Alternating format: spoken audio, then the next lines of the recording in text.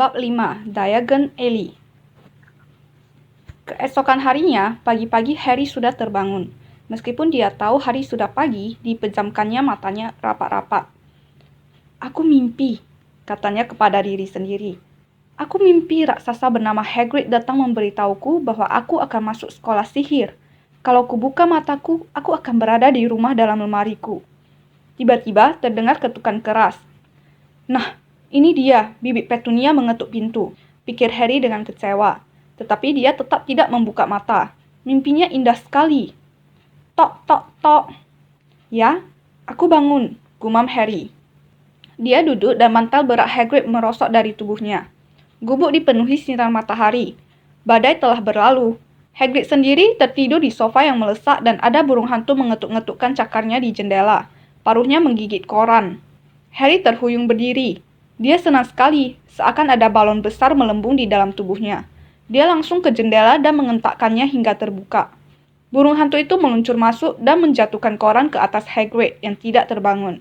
Si burung hantu kemudian terbang ke lantai dan mulai menyerang mantel Hagrid. "Jangan!" Harry berusaha menyingkirkan si burung hantu, tetapi burung hantu itu mengatukkan paruhnya dengan galak ke arahnya dan terus saja menyerang mantel itu.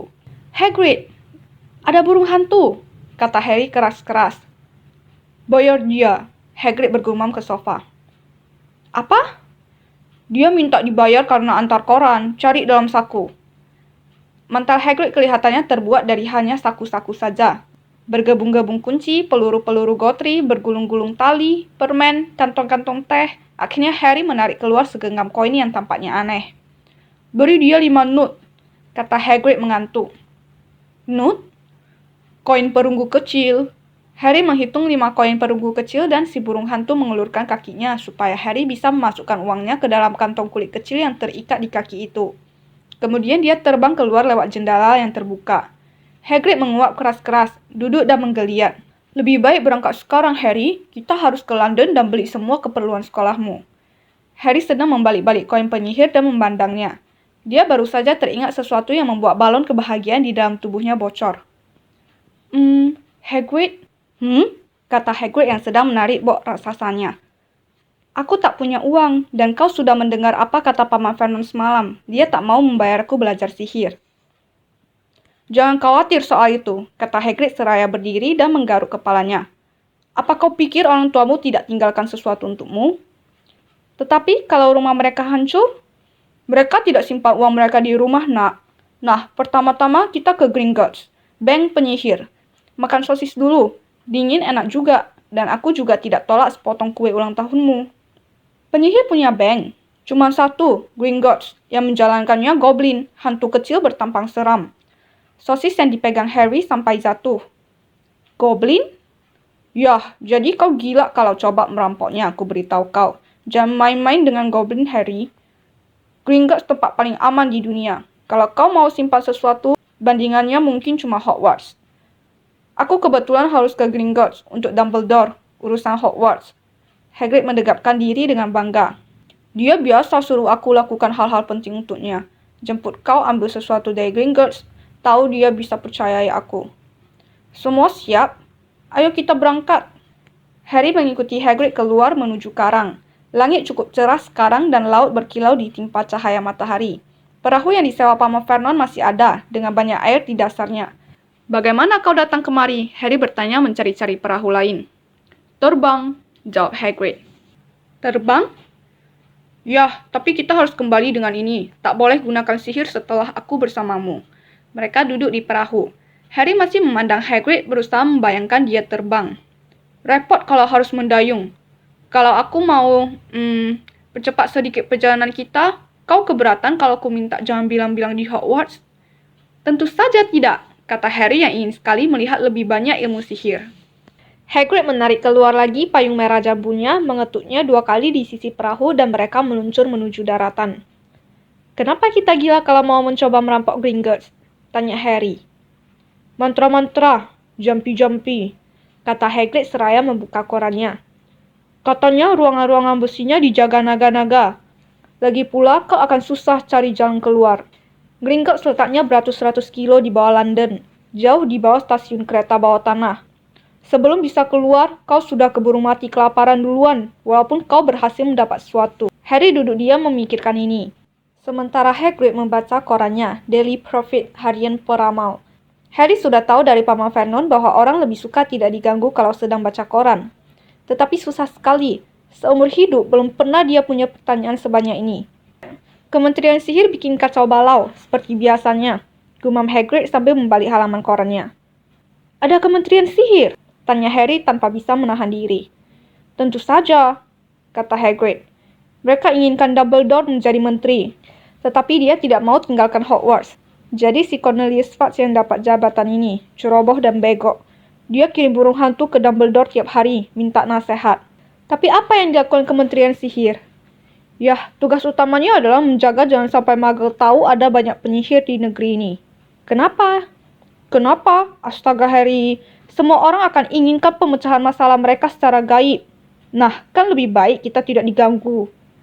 Saat itu, perahu pelan membentur tembok pelabuhan. Hagrid melipat korannya dan mereka berdua menaiki undakan batu menuju ke jalan. Orang-orang yang berpapasan dengan mereka sepanjang jalan menuju stasiun kota kecil itu memandang Hagrid dengan keheranan. Harry tidak menyalahkan mereka. Hagrid bukan hanya 2 kali lebih tinggi dari manusia normal. Dia juga terus-menerus menunjuk-nunjuk hal biasa seperti meteran di tempat parkir dan berkata keras, "Lihat itu Harry, benda-benda yang dicari Muggle, hah?" "Hagrid," kata Harry, agak terengah-engah karena berlari agar tidak ketinggalan. "Tadi kau bilang ada naga di Gringotts." "Katanya sih begitu." "Wah, aku ingin sekali punya naga." "Kau ingin punya naga?" "Dari kecil sudah kepingin." "Nah, kita sudah sampai."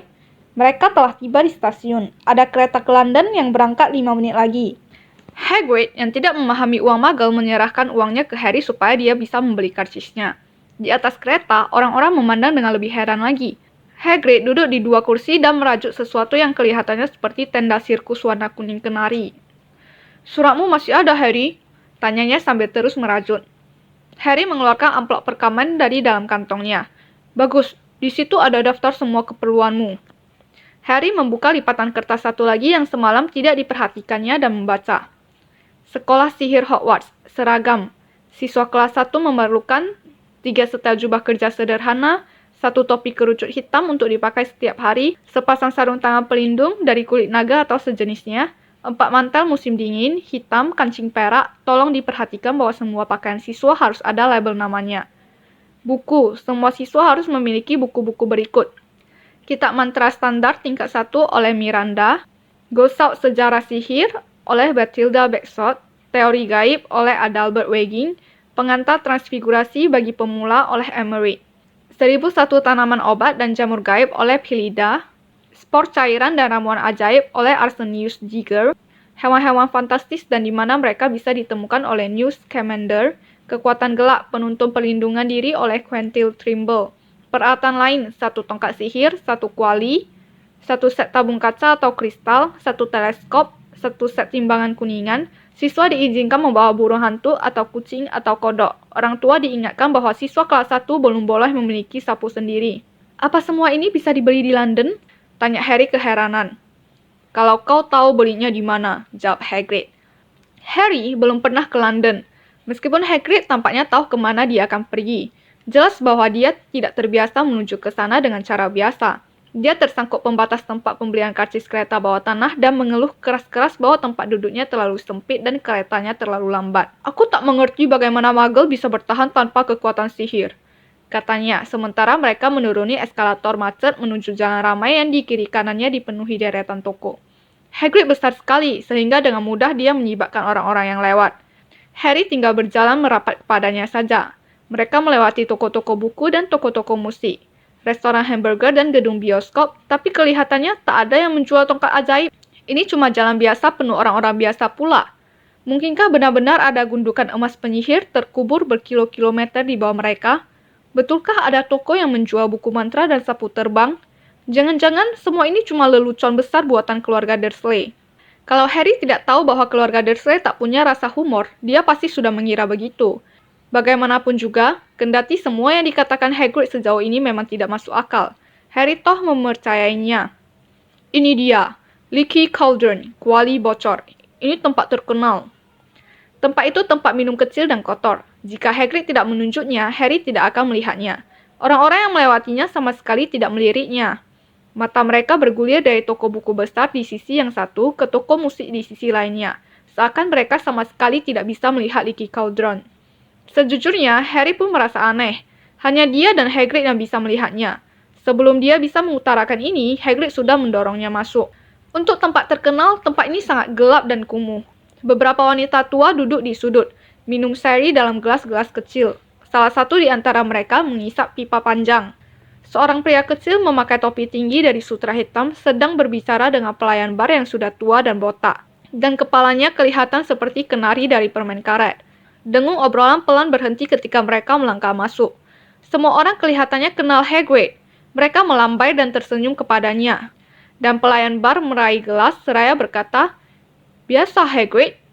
"Tidak bisa, Tom. Sedang ada urusan Hogwarts," kata Hagrid sambil menepukkan tangannya yang besar ke bahu Harry dan membuat lutut Harry tertekuk. "Astaga," celetuk pelayan bar memandang Harry. "Apakah ini? Mungkinkah ini?" Leaky Cauldron mendadak sunyi senyap. "Beruntungnya aku," bisik Pak Tua pelayan bar. "Harry Potter, sungguh kehormatan besar." Dia bergegas keluar dari balik meja barnya, buru-buru mendekati Harry dan meraih tangannya dengan air mata bercucuran. "Selamat datang kembali, Mr. Potter. Selamat datang kembali." Harry tidak tahu harus bilang apa. Semua orang memandangnya. Si wanita tua yang mengisap pipa terus mengisapnya tanpa menyadari apinya sudah padam. Hagrid berseri-seri. Kemudian terdengar derik-derik kursi yang digeser, dan pada saat berikutnya Harry sudah bersalaman dengan semua orang yang ada di Leaky Cauldron. "Doris Crockford, Mr. Potter, saya tak percaya akhirnya bisa bertemu Anda." "Sungguh bangga, Mr. Potter, saya sungguh bangga." "Dari dulu sudah ingin menjabat tangan Anda. Saya jadi salah tingkah." "Senang sekali, Mr. Potter, tak bisa terkatakan. Diggle nama saya, Dedalus Diggle." "Saya pernah melihat Anda sebelumnya," kata Harry bersamaan dengan jatuhnya topi tinggi Dedalus Diggle, saking bersemangatnya dia. "Anda pernah membungkuk pada saya di toko." "Dia ingat," pekik Dedalus Diggle, seraya memandang berkeliling. "Kalian dengar itu? Dia ingat aku."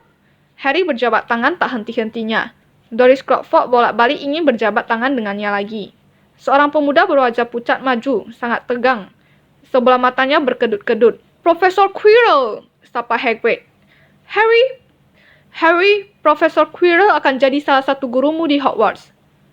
"Potter," Profesor Quirrell berkata gagap seraya menjabat tangan Harry. Bisa ku katakan betapa senangnya aku bertemu denganmu." "Ilmu gaib apa yang Anda ajarkan, Profesor Quirrell?" "Pertahanan terhadap ilmu hitam," gumam Profesor Quirrell seakan dia lebih suka tidak membicarakan itu. "Kau sih sebetulnya tidak perlu, Potter." Dia tertawa gugup. Kau akan membeli perlengkapanmu, kan? Aku sendiri harus membeli buku tentang vampir." Dia kelihatannya ngeri sendiri. Tetapi yang lain tidak membiarkan Harry dikuasai Profesor Quirrell sendiri. Perlu hampir 10 menit untuk melepaskan diri dari mereka. Akhirnya, Hagrid berhasil membuat suaranya mengalahkan keributan mereka. "Harus pergi. Banyak yang harus dibeli. Ayo, Harry." Doris Crockford menjabat tangan Harry untuk terakhir kali, dan Hagrid mengajaknya keluar melewati bar, menuju halaman kecil yang disekelilingi tembok. Tak ada apa-apa di halaman itu kecuali sebuah tempat sampah dan ilalang. Hagrid menyeringai kepada Harry. "Apa kataku? Aku sudah bilang kan kau ini terkenal. Bahkan Profesor Quirrell pun gemetar ketemu kau. Tapi dia memang selalu gemetar." "Apa dia selalu gugup begitu?" "Oh ya, kasihan. Otaknya brilian. Dulunya sih baik-baik saja waktu masih belajar dari buku. Tetapi kemudian dia cuti setahun mau alami sendiri. Orang bilang dia ketemu vampir di Black Forest dan sempat ribut dengan nenek sihir jahat. Sejak itu dia berubah. Takut pada muridnya, takut pada mata pelajaran yang diajarkannya." "Hah, mana payungku?" "Vampir? Nenek sihir jahat?" Kepala Harry serasa berputar. Hagrid sementara itu menghitung batu bata pada tembok di atas tempat sampah. "Ke atas 3, ke samping 2. Ini dia. Mundur, Harry." Dia mengetukkan tembok 3 kali dengan ujung payungnya. Batu bata yang disentuhnya bergetar. Muncul lubang kecil makin lama makin besar. Sedetik kemudian mereka sudah berhadapan dengan gerbang yang bahkan cukup besar untuk Hagrid. Gerbang masuk ke jalan berbatu yang berkelok-kelok dan membelok lenyap dari pandangan. "Selamat datang di Diagon Alley," kata Hagrid. Dia menyeringai melihat Harry terpana. Mereka melangkahi gerbang. Harry cepat-cepat menoleh dan melihat gerbang terbuka itu langsung menyusut kembali menjadi tembok padat. Matahari bersinar cerah. Sinarnya menimpa setumpuk kuali di depan toko paling dekat. Kuali segala ukuran, tembaga, kuningan, timah putih, timah hitam, perak, mengaduk sendiri, dapat dilipat, begitu bunyi papan yang tergantung di atasnya. "Yah, kau perlu satu. Tapi kita harus ambil uangmu dulu," kata Hagrid. Harry berharap dia punya 8 mata tambahan. Kepalanya menoleh ke segala jurusan ketika mereka menyusuri jalan itu, mencoba melihat segalanya sekaligus. Toko-toko, barang-barang yang terpajang di depannya, orang-orang yang sedang berbelanja. Seorang wanita gemuk di depan toko obat sedang menggelengkan kepala ketika mereka lewat, sambil berkata, "Hati naga, 17 sikel per ons, gila mereka." Dekut uhu-uhu pelan terdengar dari toko gelap dengan tulisan berbunyi toko burung hantu serba ada, Ilops kuning kecoklatan, pekikan keras, burung hantu serak, coklat dan putih bersih. Beberapa anak laki-laki seumur Harry menempelkan hidung di kaca etalase toko sagu. "Lihat," Harry mendengar salah satu dari mereka berkata, "Nimbus 2000 yang baru, yang paling cepat." Ada toko-toko yang menjual jubah, toko-toko yang menjual teleskop, dan peralatan perak aneh yang tak pernah dilihat Harry sebelumnya. Etalase yang memajang tong-tong berisi limpa kelelawar dan mata belut, tumpukan buku-buku mantra dan bergulung-gulung perkamen, botol-botol ramuan, globe bulan. "Gringotts," kata Hagrid. Mereka telah tiba di depan bangunan putih bersih yang menjulang di antara toko-toko kecil yang lain. Di sebuah pintu perunggu mengilap berdiri tegak makhluk berseragam merah dan emas. "Yah, itu goblin," kata Hagrid pelan sementara mereka mendaki undakan batu putih menuju ke tempatnya. Si goblin kira-kira sekepala lebih rendah dari Harry. Wajahnya yang hitam tampak cerdas, dengan janggut runcing, dan Harry memperhatikan jari-jari tangan dan kaki yang panjang. Dia memukul ketika mereka masuk. Sekarang mereka menghadapi sepasang pintu kedua, yang ini perak, dengan kata-kata berikut terpahat di atasnya.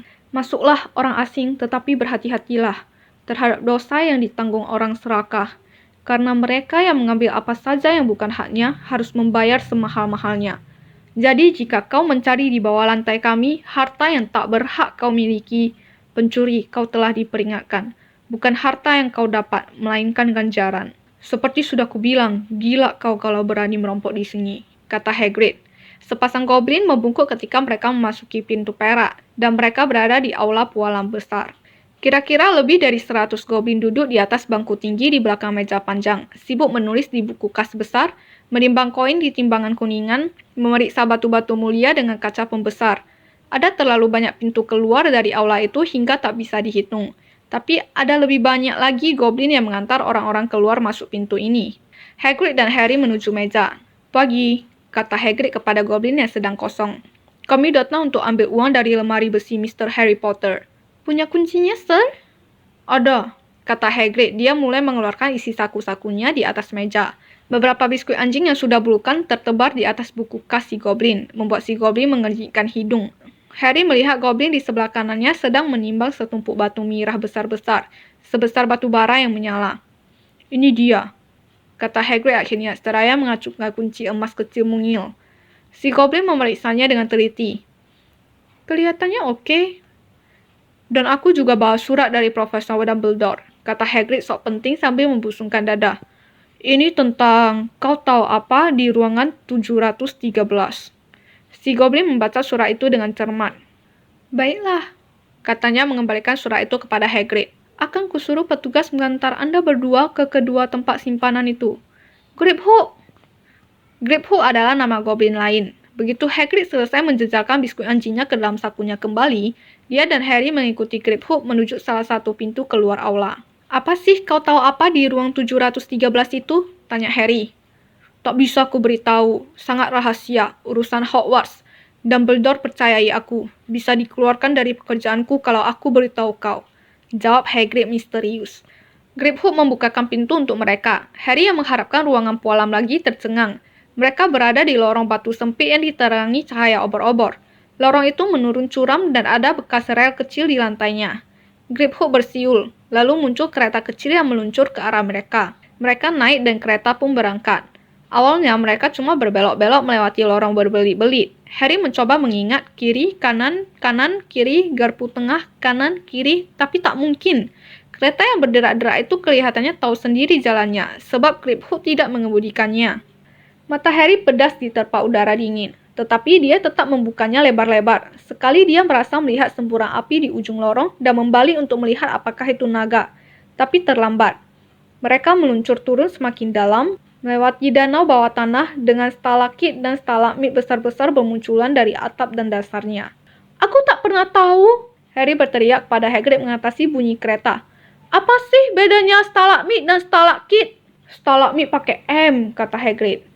"Dan jangan tanya-tanya aku dulu, aku pusing mau muntah." Wajahnya memang tampak sangat pucat. Dan ketika kereta akhirnya berhenti di sebelah pintu kecil di dinding lorong, Hagrid turun dan harus bersandar di dinding, menunggu lututnya berhenti gemetar. Griphook membuka kunci pintu. Asap tebal hijau mengepul keluar. Dan setelah asap menipis, Harry ternganga. Di dalam ruangan tampak gundukan-gundukan uang emas, tumpukan uang perak, timbunan not, perunggu kecil-kecil. "Semua milikmu." Hagrid tersenyum. "Semua milik Harry? Bukan main. Keluarga Dursley pastilah tak tahu tentang ini. Kalau tidak, pasti sudah mereka rebut dalam sekejap. Betapa seringnya mereka mengeluhkan besarnya biaya yang harus mereka keluarkan untuk membesarkan Harry. Padahal selama ini ada harta begitu banyak miliknya terkubur dalam-dalam di bawah kota London." Hagrid membantu Harry memasukkan uang ke dalam tas. "Yang emas ini galeon. 17 sikel perak sama dengan 1 galeon. Dan 29 not sama dengan 1 sikel. Gampang kan? Sudah, ini sudah cukup untuk 2 semester. Sisanya biar aman di sini." Dia menjelaskan, kemudian menoleh pada Griphook. "Ruang 713 sekarang, dan bisa tidak keretanya lebih pelan sedikit?" "Cuma 1 kecepatan," kata Griphook. Mereka masuk semakin dalam sekarang, dan semakin cepat. Udara semakin lama semakin dingin ketika mereka membelok di tikungan-tikungan tajam. Mereka melewati jurang bawah tanah dan Harry membungkuk di tepi kereta untuk melihat apa yang ada di dasarnya yang gelap. Tetapi Hagrid menggeram dan menarik tengkuknya masuk kereta. Ruang besi 713 tidak ada lubang kuncinya. "Mundur," kata Griphook sok penting. Dia membelai lembut pintunya dengan satu jarinya dan pintu itu meleleh begitu saja. "Kalau orang lain, bukan Goblin Gringotts yang melakukan itu, mereka akan tersedot lewat pintu dan terperangkap di dalam," kata Griphook.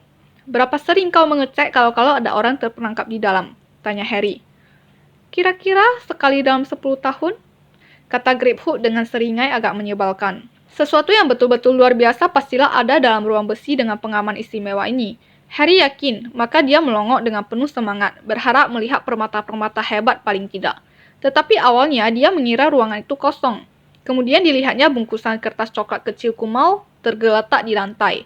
Hagrid memungutnya dan memasukkannya hati-hati ke dalam mantelnya. Harry ingin sekali tahu apa isi bungkusan itu, tetapi dia tahu sebaiknya tidak bertanya. "Ayo, naik kereta celaka ini lagi, dan jangan bicara padaku dalam perjalanan pulang. Paling baik aku tutup mulut," kata Hagrid.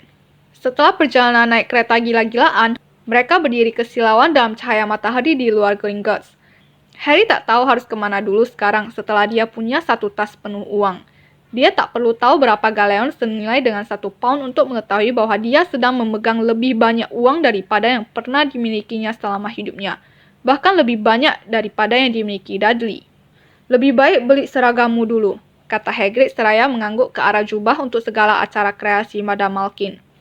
Harry, kau keberatan tidak kalau aku pergi sebentar ke Leaky Cauldron untuk beli minuman? Aku benci kereta Gringotts." Dia masih kelihatan sedikit pucat, maka Harry masuk ke toko Madam Malkin sendirian, merasa gugup. Madam Malkin adalah penyihir bertubuh pendek gemuk, penuh senyum, berpakaian serba lembayung muda. "Hogwarts, nak," katanya ketika Harry baru mau bicara. "Banyak yang kesini, sekarang malah ada satu yang sedang ngepas."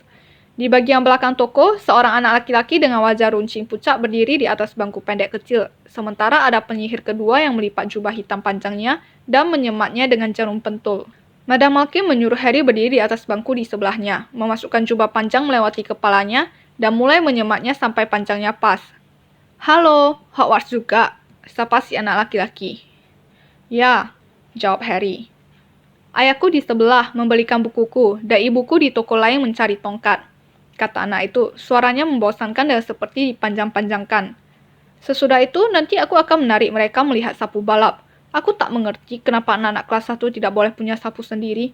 Kurasa aku akan memaksa ayah supaya membelikan aku sapu dan akan kuselundupkan. Harry jadi langsung ingat Dudley. Apa kau sudah punya sapu? Si anak melanjutkan.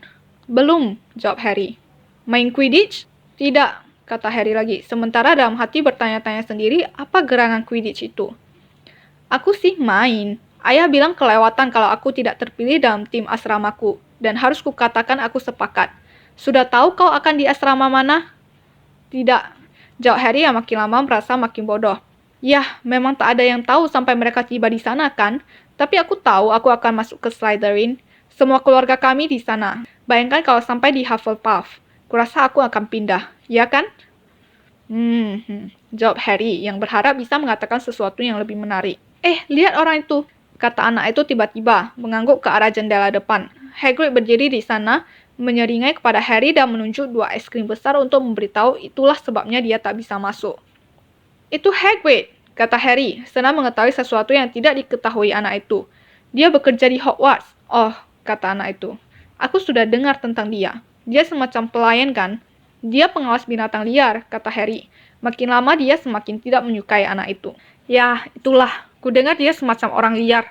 Tinggal di gubuk di halaman sekolah dan dari waktu ke waktu dia mabuk. Mencoba menyihir tapi hasilnya malah membakar tempat tidurnya sendiri. Menurut aku dia hebat, kata Harry dingin. Begitu, kata si anak sedikit melecehkan. Kenapa dia bersamamu? Di mana orang tuamu? Sudah meninggal, kata Harry pendek. Dia tidak ingin membicarakan hal ini dengan anak itu. Oh, maaf, kata si anak. Tapi kedengarannya tidak menyesal sama sekali. Tapi mereka bangsa kita kan? Mereka penyihir kalau itu maksudmu. Menurut aku sih bangsa lain sebaiknya jangan diizinkan bergabung. Iya kan? Mereka tidak sama. Mereka tidak pernah dibesarkan dengan cara-cara kita. Beberapa di antara mereka bahkan tidak pernah mendengar tentang Hogwarts sampai menerima surat. Bayangkan, menurut aku sih sebaiknya mereka cuma menerima keluarga penyihir saja. Siapa sih nama keluargamu? Tetapi sebelum Harry sempat menjawab, Madame Belke berkata, sudah selesai nak.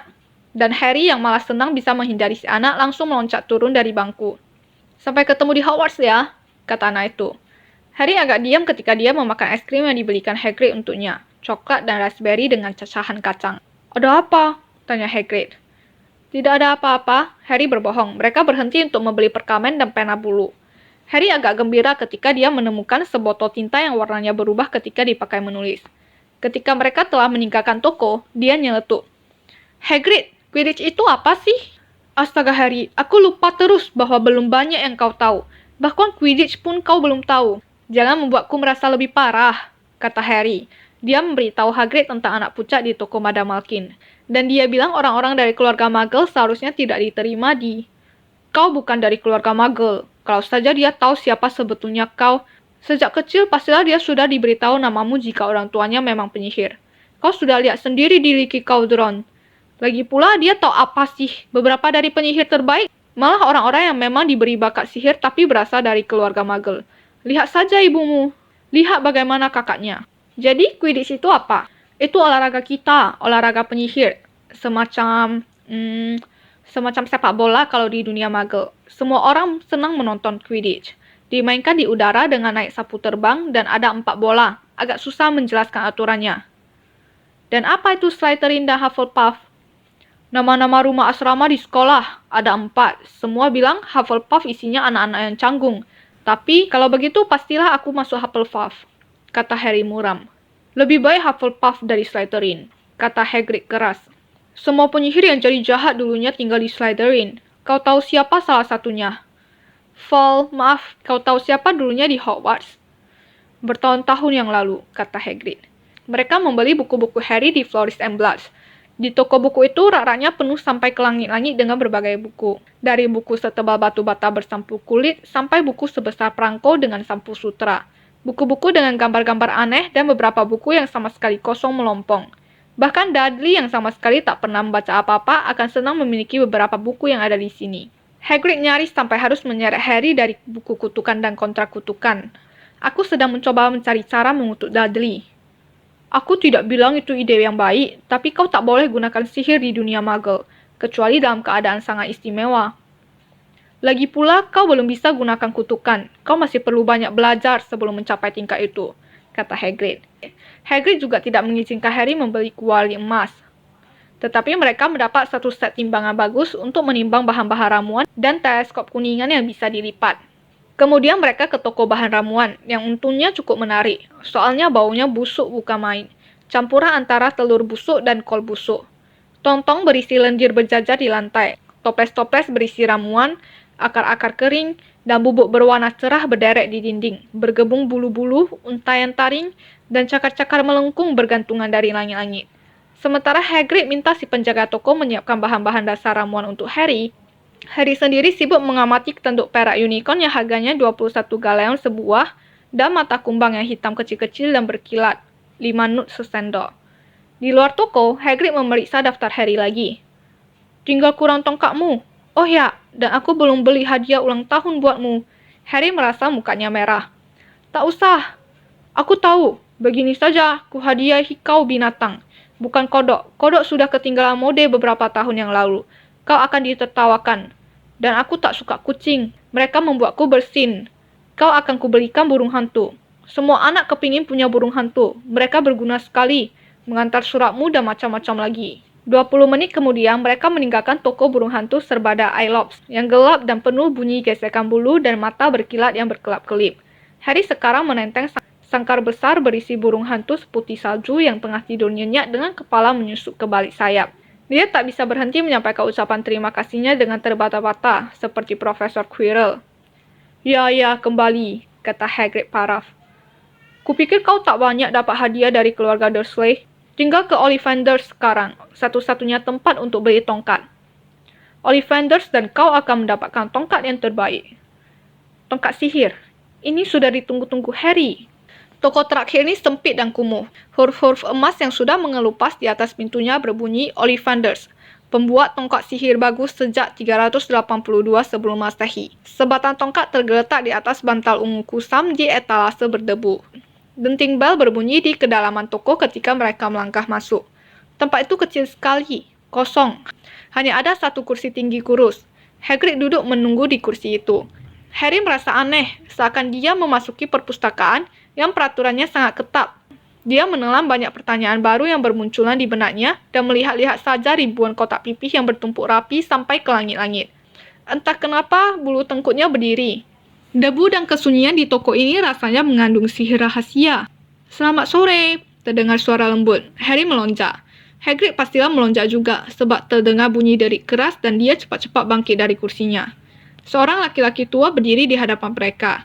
Matanya yang lebar dan pucat bercahaya bagai bulan di dalam toko yang suram itu.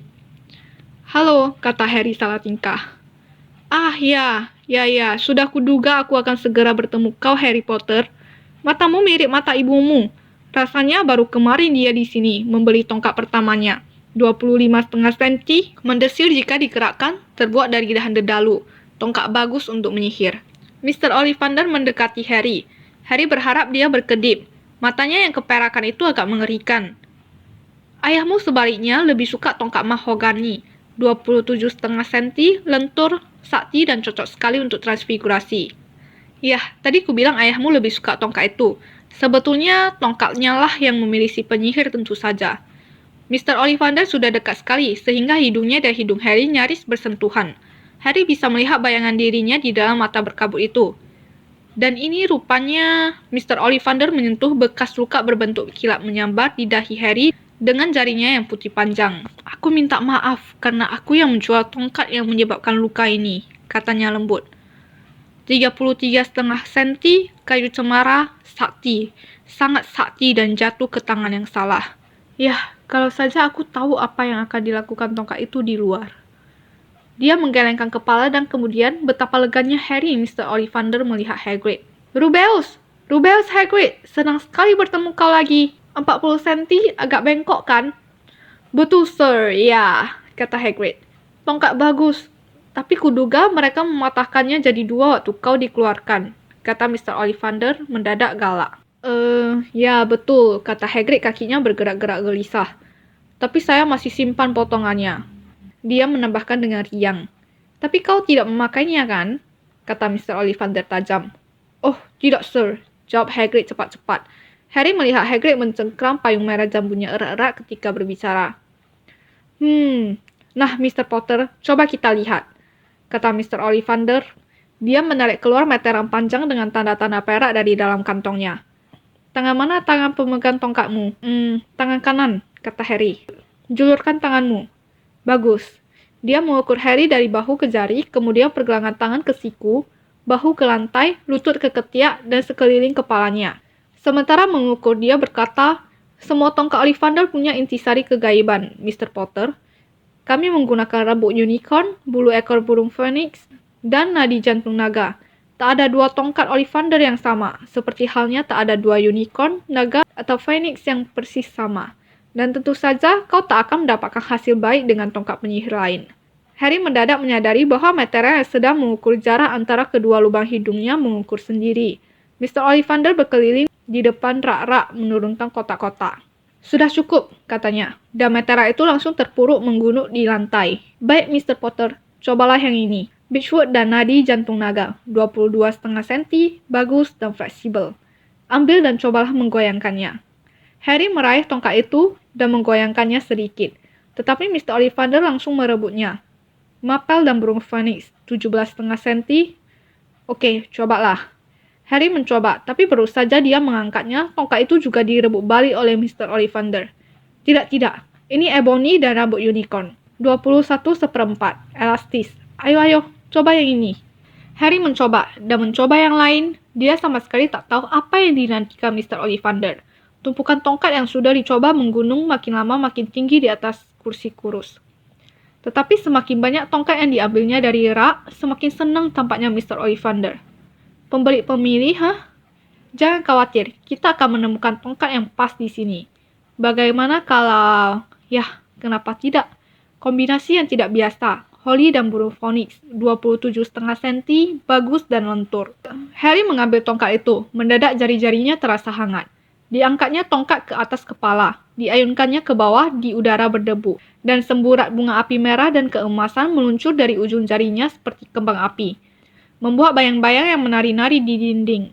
Hagrid berteriak dan bertepuk tangan, dan Mr. Ollivander berseru, "Oh, bravo! Ya, sungguh bagus sekali. Wah. Sungguh aneh sekali." Diletakkannya kembali tongkat Harry ke dalam kotaknya dan dibungkuskannya dengan kertas coklat sambil terus bergumam. Aneh. Maaf, tapi apa yang aneh? Tanya Harry. Mr. Ollivander menatap Harry dengan matanya yang pucat. Aku ingat semua tongkat yang pernah kujual, Mr. Potter. Satu persatu. Kebetulan phoenix yang bulu ekornya ada di tongkatmu menghasilkan satu bulu lagi. Hanya satu. Sungguh aneh sekali kau ditakdirkan menjadi pemilik tongkat ini. Sementara saudaranya, saudaranya lah yang memberimu bekas luka itu. Harry menelan ludah. Ya, 33,5 cm, sungguh aneh hal-hal semacam ini terjadi. Tongkat yang memilih penyihir, ingat? Kurasa kami harus mengharap kau melakukan hal-hal luar biasa, Mr. Potter. Lagi pula, dia yang namanya tak boleh disebut melakukan hal-hal luar biasa. Mengerikan, tapi luar biasa. Harry bergidik. Dia tak yakin apakah dia sangat menyukai Mr. Ollivander. Dia membayar 7 galeon emas untuk tongkatnya dan Mr. Ollivander membungkuk, mengantar mereka meninggalkan tokonya. Matahari sore menggantung rendah di langit. Harry dan Hagrid kembali ke Diagon Alley, kembali menembus tembok, kembali ke Leaky Cauldron yang sekarang kosong. Sepanjang jalan, Harry tidak bicara sama sekali. Dia bahkan tidak menyadari betapa orang-orang di kereta bawah tanah terheran-heran melihat mereka yang membawa begitu banyak belanjaan yang bentuk dan bungkusannya aneh-aneh. Dengan burung hantu seputih salju tertidur di pangkuan Harry. Naik eskalator lagi ke stasiun Paddington. Harry baru menyadari di mana mereka berada ketika Hagrid menjawil bahunya. Masih sempat makan sebentar sebelum keretamu berangkat, katanya.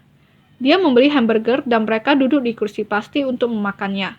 Berkali-kali Harry memandang berkeliling. Segala sesuatu terasa aneh. Kau tak apa-apa, Harry? Kau dari tadi diam saja, kata Hagrid.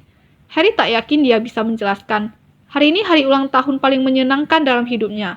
Tapi dia mengunyah hamburgernya mencoba menemukan kata-kata. Semua orang menganggapku istimewa, katanya akhirnya. Semua orang di Leaky Cauldron, Profesor Quirrell, Mr. Ollivander, Tetapi aku sama sekali tak tahu apa-apa tentang sihir. Bagaimana mereka mengharap aku melakukan hal-hal luar biasa? Aku terkenal, dan aku bahkan tak ingat aku terkenal karena apa. Aku tak tahu apa yang terjadi ketika maksudku pada malam orang tuaku meninggal. Hagrid mencondongkan tubuh di atas meja. Di balik jenggot liar dan alis tebalnya, senyumnya ramah sekali. Jangan khawatir, Harry. Kau akan belajar dengan cepat. Semua orang mulai dari awal di Hogwarts. Kau tak akan dapat masalah. Jadilah dirimu sendiri. Aku tahu ini berat. Kau telah dipilih, dan ini selalu berat. Tetapi kau akan senang di Hogwarts. Dulu aku juga, bahkan sampai sekarang pun masih. Hagrid membantu Harry naik ke kereta yang akan membawanya kembali ke keluarga Dursley, kemudian menyerahkan amplop. Karcis keretamu ke Hogwarts. Tanggal 1 September, King Cross, semua tercantum di karcismu. Kalau ada masalah dengan keluarga Dursley, kirimi aku surat lewat burung hantumu. Dia akan tahu di mana temukan aku. Sampai ketemu lagi, Harry, katanya. Kereta bergerak meninggalkan stasiun. Harry ingin memandang Hagrid sampai tak kelihatan lagi. Dia bangkit dari tempat duduknya dan menempelkan hidungnya di kaca jendela. Tetapi begitu dia mengejapkan mata, Hagrid sudah lenyap.